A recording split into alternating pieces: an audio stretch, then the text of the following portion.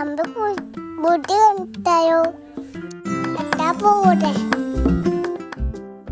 കുടി അമ്പുണ്ട്. ഇതാണ് നമ്മളെ ആള്. ഇയാള് പശുവിൻ്റെ ഒപ്പം ഉപ്പാൻ്റെ പിന്നാലെ ഉമ്മാൻ്റെ പിന്നാലെ ഏത് നേരം ഉണ്ടാവും.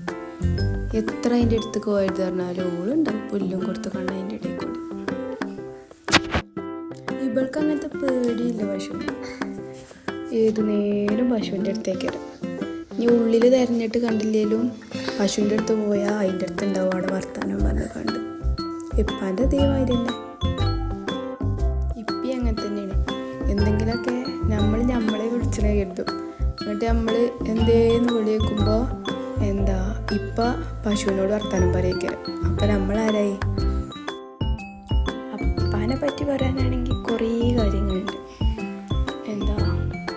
ഇതിപ്പോൾ പശു കറങ്ങിയത് എങ്ങനെയാണെന്ന് വെച്ചാൽ 4 മക്കളാണല്ലോ. അതിൽ ആണുങ്ങൾക്ക് രണ്ടാൾക്കും ഇപ്പം പണിക്ക് പോണത് താല്പര്യമില്ല. ഓല് പണിക്ക് പോകണ്ടല്ലോ, പിന്നെ എന്തിനാ ഇപ്പം കൂടെ പോകണേന്ന് ഓല് വെച്ചത്. ശരി തന്നെയാണ്.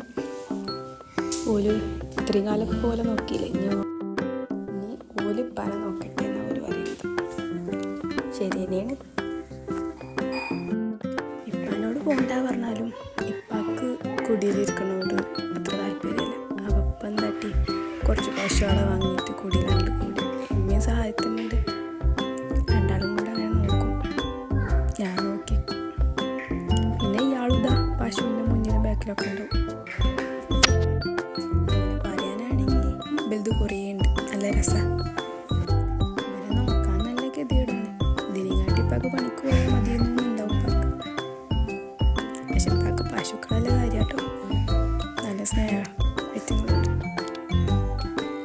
ചെറിയ കുട്ടികളെ നോക്കണം മാതിരി നോക്കും. ഐറ്റങ്ങൾക്ക് എന്തെങ്കിലും വന്ന വലിയ സങ്കടം, നല്ല ടെൻഷനും കാര്യമാണ്.